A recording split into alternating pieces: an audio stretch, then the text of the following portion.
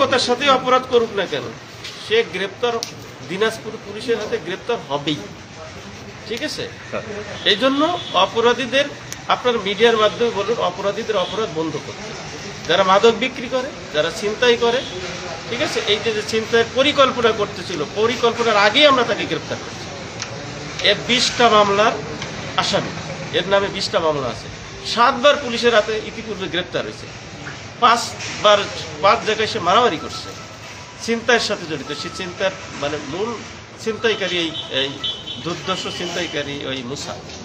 ঠিক আছে, তো আপনাদের মাধ্যমে দিনাজপুরবাসীকে বলতে চাই যে কোনো অপরাধ হলে আমাদের কাছে যেন জানায়, অবহিত করে। 1, 2 হচ্ছে অপরাধীদের অপরাধ বন্ধ করুক, যেন অপরাধ করলেই কিন্তু আমাদের হাতে গ্রেপ্তার হবে, এটা নিশ্চিত থাকুক যে অপরাধ করলে গ্রেপ্তার হবেই। স্যার একটা প্রশ্ন ছিল স্যার, সেটা হলো যে যেহেতু আসন্ন ঈদ আসছে, হ্যাঁ, ঈদ উপলক্ষে ওরা এই চিন্তার পরিকল্পনা করতেছিল। আপনি ঠিকই ধরেছেন। এই জন্য আমরা এই সংবাদটা পেয়ে ওকে খুঁজতে থাকি। চিন্তাই করতে পারে নাই, তার আগে আমরা তাকে গ্রেপ্তার করেছি। স্যার আমাদের কাছে একটা মেসেজ আছে, সে নাকি অস্ত্র ব্যবহারও করে এবং সে তাকে রিমান্ড চাইবো। রিমান্ড চাইবেন। আরেকটা বিষয় স্যার, যেহেতু আপনি বলেছেন যে 7 বার তাকে 7 বার অ্যারেস্ট করা হয়েছে, কিন্তু এই কিছুদিন পরেই স্যার সে আবার জামিনে বের হয়ে আসে, এই কর্মকাণ্ডগুলো চালায়।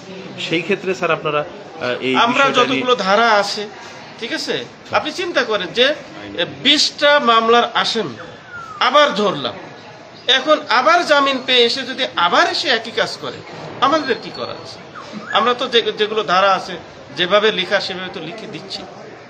ঠিক আছে, তো আশা করি, আমার মনে হয় এবার সে জামিন পাবে না, সহসায় সে জামিন পাবে না আমার বিশ্বাস। ঠিক আছে, আপনারা তো দেখলেন যে 20টা মামলার আসামি 7 বার পুলিশের হাতে গ্রেপ্তার হয়েছে, এইবার তার 8ম বার হইল, এর ওয়ারেন্ট আছে। তো ইনি যদি জামিন পেয়ে যায় তাহলে অপরাধ বন্ধ হবে কিভাবে? আর অপরাধীরা বারবার জামিন পেয়ে গেলে, সহজে জামিন পেয়ে গেলে, স্বল্প সময়ের মধ্যে জামিন পেয়ে গেলে, তখন অপরাধ করতে তারা সাহস পায়। যে পুলিশের কাছে, পুলিশ তো 24 ঘন্টার ভিতরেই আদালতে দিয়ে দিলে তো এখন যদি আমি জামিন পেয়ে যাই তাহলে আমি ফ্রি। ঠিক আছে, তখন সে পরবর্তী স্টেপ নেই। তো এগুলো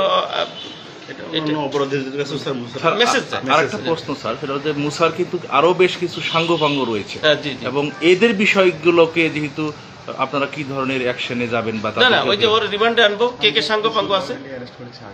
ঠিক আছে, আর ইতিপূর্বে কিন্তু সাঙ্গপাঙ্গ গ্রেপ্তার হয়েছে। রুবেল তো গ্রেপ্তার আছে, ভিতরে আছে, তাই না? আরো অনেকেই গ্রেপ্তার আছে, ভিতরে আছে।